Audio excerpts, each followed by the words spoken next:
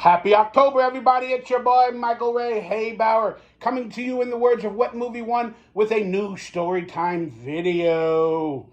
Please do me a favor, since it is October, the month of All Hallows Eve, and scary times, and stories, and ghosts, and paranormal, and everything everybody loves that's related to evil and darkness. Pick yourself up a Zeke the Plumber Camp Nightmare t-shirt. Minimums available, limited time, and use code DonkeyLips in capital letters if there's a few of them left, which I believe there are, for 10% off. Please hit that thumbs up, that like, that subscribe button. Consider becoming a member of this channel to support me and to help buy me some tacos and maybe some candy for Halloween.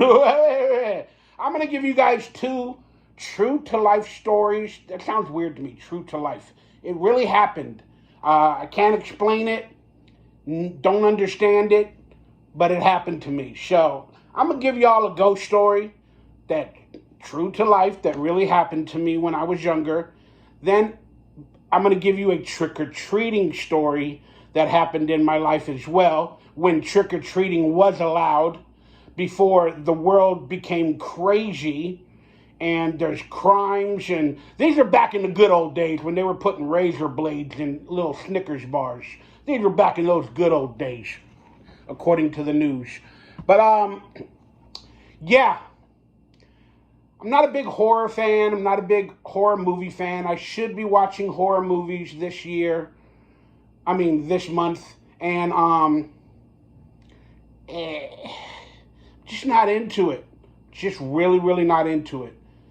But out of honor for all of you guys that like all this dark and evil and horror stuff, I don't know why you do. Even the gothic girls, I typically don't like gothic women. But all of us, I made a video months back where I don't like gothic women. Especially gothic Instagram models. It's just weird. They fantasize with blood and this and that. Those are the real hardcore ones. But all of a sudden lately, I must be really even more lonely than I say I am, because now I'm starting to be attracted to some of these gothic girls. Am I joining the dark side? I don't know. All right, let's get into my story before the video becomes a 2-hour festival of nonsense. Well, it can't be nonsense because this really happened. Let's get into my ghost child story that really happened to me. It was a night just like tonight. Large Marge sent me. Just kidding. Respect, Pee-wee. So the year, it's around 1983. 82, 83. I was about 8, 9 years old at this time. We were living in a apartment building off of a street called Sherman Way. Was it Sherman Way? Yeah, it was Sherman Way. Keep forgetting the names of the street. I haven't thought about this in a long time. But we were living on a street in an apartment building on Sherman Way. And what happened, guys know porn names? Remember porn names? They always say your first name and the name of the street you grew up on, and that's your porn name. So my name is Michael, and I grew up on a street called Sherman Way. So my porn name is Michael Sherman. And that literally sounds like a porn name. So in the future, when one of my many sex tapes comes out, it won't be DonkeyLips porn. It won't be Michael Bauer porn. It'll be Michael Sherman porn. Just throwing that out there. All right. So I was living in an apartment building on Sherman Way. And it was a kind of a unique apartment building. So think of like a straight line. Think of a ruler. And then on one side of that ruler, they have 7 apartments in a row. Then in the middle of those apartments, on the other side, they have other 7 apartments. But there's like an alley in the middle between the apartments. And we were living in the first apartment on the, depending on which way you look at it, the left side of the ruler. And we were apartment number 2. Apartment number 1 was the manager named Jan, and she lived somehow on the other side. There's another side of many apartments. There was a lot of rows of apartments like that. Probably about 50 or 60. And one day, since we were apartment number 2, it doesn't really matter where I lived, but so I was walking down the row of apartments, because you have to walk through apartment 3, it's not an alley, but it's like a place between a wall. So I get out of my apartment 2, and then I walk this way, and then they got a pool over here, they got the parking lot in the middle, and then more apartments on the other side, then there's a liquor store and all that other stuff. But so one day, it had to have been around like a Saturday or a Sunday, because I was excited to just go play in the parking lot and see what kids were around. And I walked, from apartment 2, and then I saw a little girl. We had these big planters with plants in between, the wall and then the apartments. And they had these little planters, but it was filled with like concrete and then soil. It was really weird. Then there was like a tree or something in the middle. But I saw this little girl right there. She was playing or doing something. And then I was like, oh, you would like to play marbles? Because I was getting into marbles around this time, man. We were starting to play marbles and stuff like that on those little planters, because it had cement and then soil in the middle. But it had enough cement where we would be like, poof, poof. Of course we played on the ground. And then she's like, no, I got a hula hoop or something to that effect. I was like, I don't know what the hell a hula hoop is. I don't think I knew what it was. And then she pulls out a hula hoop from the side of the planter. And then she starts, doing her little hula hoop thing. I'm like, that's cool. I tried it. I'm a bigger kid, a little bit of a fatter, chubbier kid. I couldn't do it. I couldn't move my hips like Shakira. And I know it's supposed to be a horror story, but I'm being funny with it because it's the truth. Because in my life, I like comedy more so than horror. But I couldn't move my hips like Shakira. The hips don't lie, and I'm trucking the babe.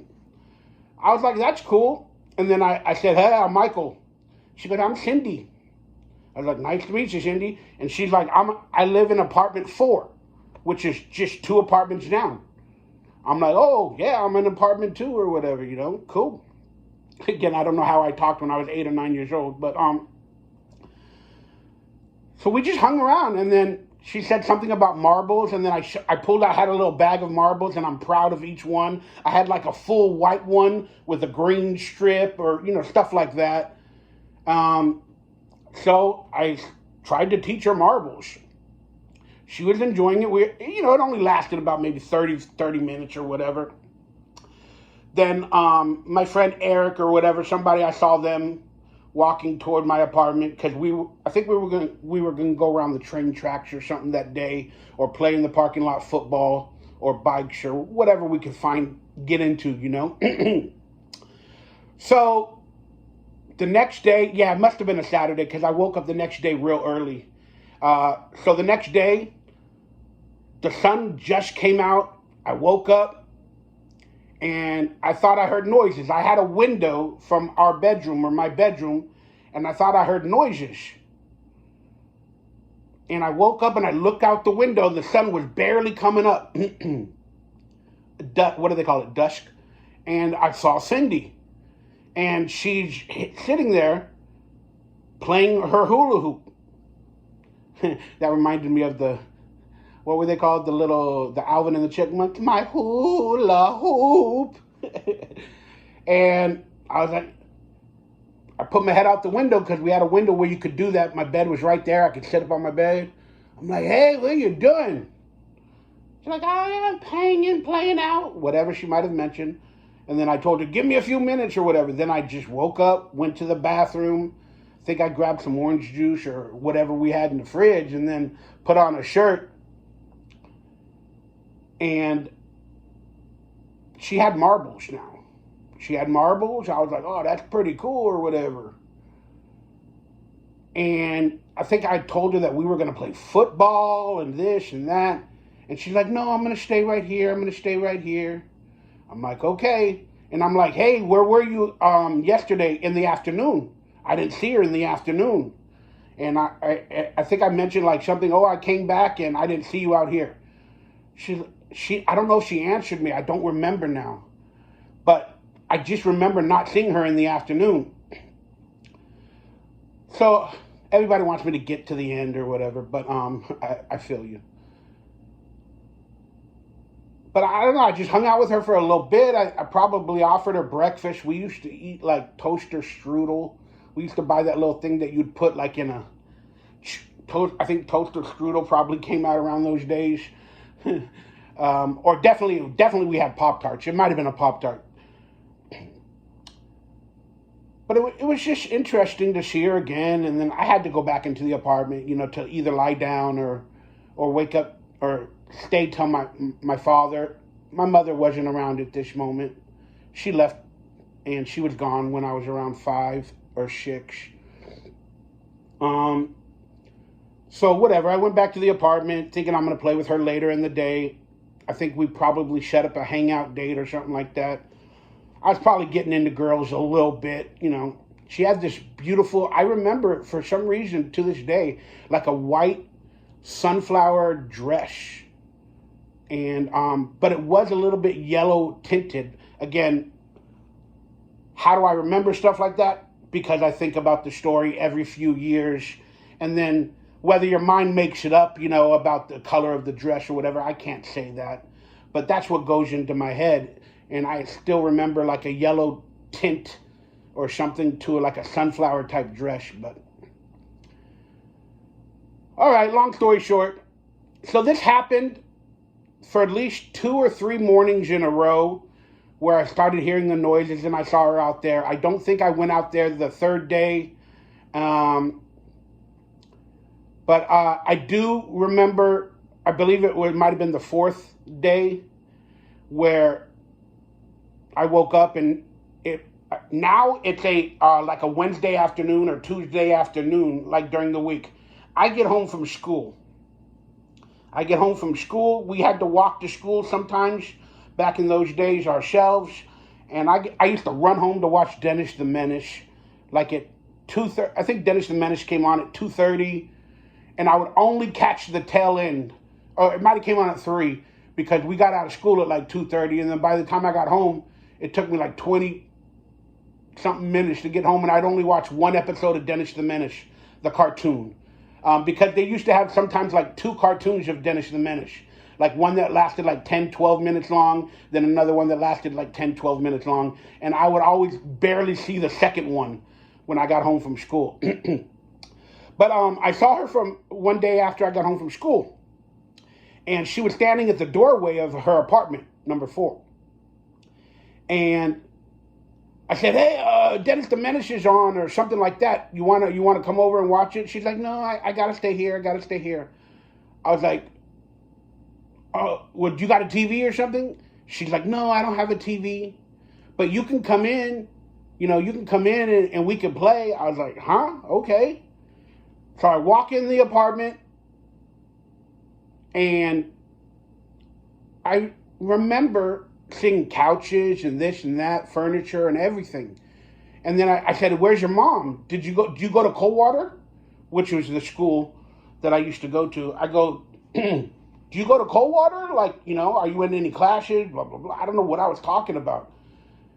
And she wasn't giving me any answers that I could recollect. But I was like, you know what? I think I forgot what cartoon came on at 3 o'clock that I couldn't miss. Might have been Alvin and the Chipmunks. No. But I go, hey, after spending about 10, 15 minutes with her, nobody was there or whatever. And I didn't, that's why I asked her about her mom or this or that. I'm sure I asked her about her mom as well as the school. And I don't remember her answering anything. I just don't. Okay, sorry, my stories get really long because I'm remembering it or I haven't talked about it to really anybody for many years. Okay, so I went back, watched the cartoon or whatever, and then the next day, I didn't hear any noises, like maybe a Thursday or something. I didn't hear any noises in the morning, normally the hula hoop falling on the ground or hitting the concrete or possibly her playing with whatever marbles she did have. I didn't hear it. I didn't see her after school. I think I knocked on the door or whatever, and I didn't get a response. So I just went about my business. Then it was Friday, nothing. Same thing, probably knocked on her door. Then it was Saturday, knocked on her door, didn't hear nothing. Then it was Sunday. And then all of a sudden, on Sunday, I see Jan, our apartment manager, like opening the door to apartment 4. And I'm like, oh, are you going to talk to Cindy? And then Jan, the manager, looked at me and she goes, what did you say? I said, are you gonna talk to Cindy? I haven't seen her for a few days. And then she goes, Mike, I'll talk to you in a little bit. Go to your apartment and I'll come talk to you. I'm like, okay. So I guess she was showing the apartment. And again, this is where the story unravels. She was showing the apartment to a client. So she walks over to my apartment a little while later and she goes, Michael, did you mention a girl named Cindy? I'm like, yeah. She's like, how do you know Cindy? Then I started telling her, hey, I played marbles with her. She has a hula hoop, this and that, blah, blah, blah. And, she goes, at that moment, she went to my dad. She goes, oh, Wyman, my father, rest in peace, I love you.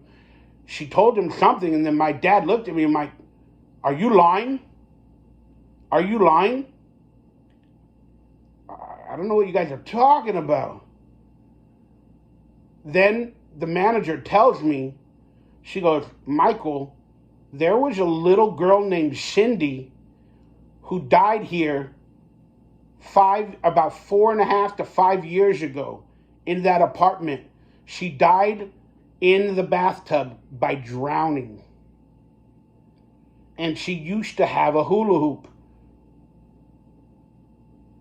And her name was Cindy. I wouldn't have known that. We moved into that apartment building probably a year or two earlier, when I was probably like 5 years old or 4 years old. And so it's like 1983, and this little girl, apparently she died in like 77 or 78. Again, I'm a kid. I don't really think about it. I don't know, but it scared me. Like, if I was a smart aleck kid, I would have yelled at them, are you lying? But I do remember their looks on their faces. And I was like, I went in the apartment. There's furniture. There's this. There's that. There's no way she could have passed away. She had a hula hoop. She had some marbles and this and that. And the manager, Jan, was like, Mike, come back with me, this and that. And then we walked into the apartment and there was nothing in there because she was showing it to potential renters at that moment. And it's just funny because there was a renter in that apartment, but they didn't have kids before, to where I would have really noticed them to play with them, because apparently they had a renter, like for at least a month before. Then all of a sudden, once that person that was staying there left, then all of a sudden, apparently I'm seeing this little girl, Cindy. And they were like, how do you know her name? And then how did you know about like the dress? I don't know.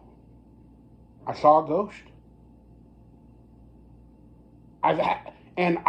I've always had visions of things in my life, whether of the future or certain things, and I've always had an overactive brain, so people could call this not a real story, but it's been in my life forever. So unless my mind made it all up, how would I have known the girl's name? How would I have known details like a hula hoop and stuff like that? So, again, forever. And then I remember forever and ever and ever, Jan, the manager, she used to tell me like, oh, could you tell me who lived in this apartment? She would make jokes like that. Oh, there was kids here many years ago. Who lived here? Like thinking I was like a witch or a guru or a mentor or a predictor, whatever the words are. I can't think of it. Forgive me. But yeah, that was my first inclination of a ghost story that really happened to me. And it would be good to be made into a movie or a short film or something like that. And of course, people tell me, hey, there you go, you got something to make. But I'm not really into it. Sorry, guys. But do I believe ghosts are real? If you had to ask me that question, I would say something is real. Ghosts are probably energy. I think we're all born of spiritual energy. We're all energy. And if we pass away, our energy sticks around. Can our energy manifest into something? I do believe it can. And I've had other instances where I've talked to or dealt with manifestations, ghost, whatever you want to call it. I've had a few of those in my life, and maybe I'll save some of them for another story. But yep, there we go. I met a ghost named Cindy when I was a kid that drowned in a bathtub. And I remember, I was like, I think when I got older or something, one year I thought about it. I was like, how could a little girl, if she wasn't, murdered, I don't know if you can say that on YouTube anymore, how did they drown? Well, I don't know, but I looked it up when I was older in life, and I found out a lot of kids and sometimes people pass away by drowning or whatever in bathtubs. Some of them by falling asleep or being drunk or whatever that case is. But for a little girl, again, her mother moved away. Her mother couldn't be in that apartment and all that other stuff. So, interesting. All right, guys. My next trick-or-treating story is, I used to go trick-or-treating. We used to walk down to our junior high and all that, wearing costumes, asking for candy, trick-or-treat, trick-or-treat. And there was always, just like the Sandlot movie that I've been watching some videos on recently, because I guess they had the 30th anniversary or whatever. But we had like a house or an apartment. We had two of them. We had a house that we would always call like the nightmare house, the scary house. And then there was like an abandoned apartment building where I'm sure some drug addicts or people were sleeping until they tore it down. But there was always like a dog. There was this one dog, like a Doberman. I remember because I used to watch the Doberman movies. Remember the Doberman Pinscher movies? But there was this one dog next to that house, in between the apartment building and the house, that were basically needed to be torn down, which they did later in life. And there was an alley. There was an alley right next to it that would lead to the school off of Coldwater Canyon to Madison Junior High. But so there was an alley there, and it's kind of a scary alley. It would go between like the houses and the apartments, and it would come out on the other side. But we were trick-or-treating one day, and then we had to walk past that house. And the Devo house was on the other side of Coldwater Canyon. One of the guys that was in the group Devo lived there, and they filmed one of their music videos in the front of that house. But the scary house was on the opposite side on Coldwater Canyon, but the Devo house was right there, where the guy from the group Devo lived there, and they filmed part of the music video right there. I forgot the name of the video. They didn't sing Our House. That wasn't Devo, was it? I don't know. I got to look into that story. So, it was Halloween. We would always be afraid to walk by the house. We're like, oh, we're walking by that really dark, scary house, and that dog that was just always there. It just, was he an alley dog? Was he somebody's dog that lived there? I don't know. But we saw that dog on many occasions frothing at the mouth. And then this Halloween night, but he was guarded by a gate because the alley was closed at night. Like I said, there's an alley that you can go, and there's 2 little gates on each end, and they were normally closed at night. But during the day, to go to school, kids would walk down this little alley. But sometimes you would see the dog, like I said, around the neighborhood. This night, we're walking by the house, and we see the dog, like, coming up the alley. Then he starts barking, and we're like, oh, shit, and we realize the gate is closed. So me and all my friends, I think we had like 4 of them, Raphael, I forgot who else, we just start running. Then the dog starts chasing us, and he picked me. Out of everybody you're going to chase, you picked the fat kid. Why? Probably because I had the most candy. He picked me. I start running, and I realize Ralph, Eric, Chris, whoever else I'm with, they're going their opposite ways because they quick. They quick like cheetahs. I'm slow and fat. That dog picked me. I look back, I'm like, oh, he picked me. Then I don't know what happened to me. I just start running. Next thing you know, I passed Eric, Ralph, or Chris. They were brothers. And I went past that dog. I don't know what came into me. The fear of God, the fear of death. But I ran more than I ever ran before. So I know that your energy or something can give you something, because I was scared and I ran. I ran past that dog, that hound of hell. Man. And I just kept going. And here's the funny part. The dog gave up. Or he didn't want to leave too far from the neighborhood or whatever it was. So, I don't know. But I just remember that as the scariest Halloween, where I saw not only probably a haunted house, a haunted apartment building, I saw a hound of hell. Because a few years later, I'm sure I watched The Lost Boys. I might have been 10 years old, 11 years old, and Lost Boys probably came out 87, 86. And then I remember seeing Lost Boys, or that movie, and then they talked about the Hounds of Hell and the comic book and all that. And I was like, that was the dog. That was the dog. So, hope you guys enjoyed today's stories. I know I talked for 30 minutes and I didn't want to. But I got to be a little bit better at telling my stories. So I will work on that, I promise you guys. But I just decided to do a last second video since it's Halloween. And I really haven't thought about the story to really, have the important details right in the front. So, but I love you guys for listening, staying tuned to this channel. Again, pick yourself up some merch. Donations below, PayPal. I do have Cameo. I've had a couple of cameos the last couple of days.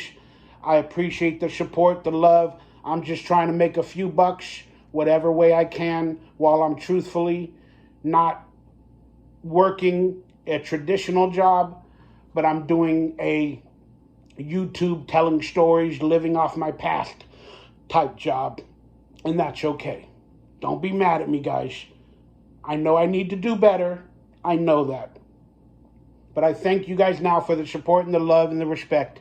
And since it is Halloween, I'm going to put together a video, probably within the next week, of my top 10 Halloween-themed or horror movies for you guys.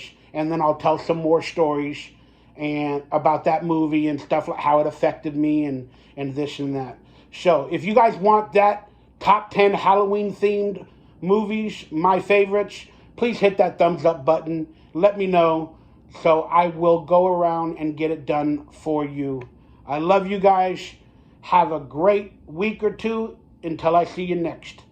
Thanks for subscribing, being a member, being a friend, being a fan. Stay healthy, stay happy, stay blessed. And I'm Michael Ray. Hey, Bauer. And remember, Hate can't hurt happy. So be happy.